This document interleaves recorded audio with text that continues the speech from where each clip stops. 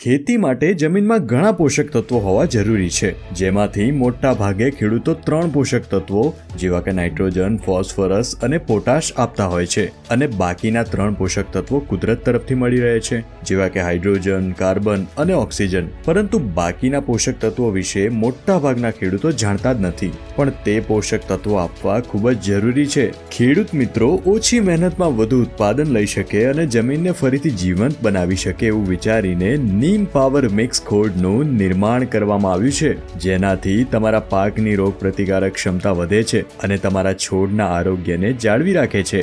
નીમ power mix ખોળ પાકને કીટકોથી સુરક્ષિત કરે છે, તેનાથી મૂંડા આવતા નથી અને કાર્બન વધે છે.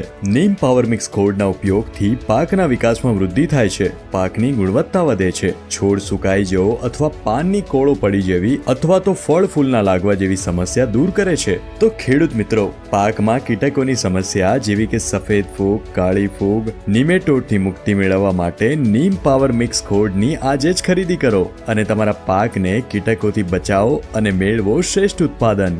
સાથે તમે કપાસ, મગફળી, ડુંગળી, બટાકા, ચણા, ધાણા, જીરું, શાકભાજી વગેરે પાકોમાં વાપરી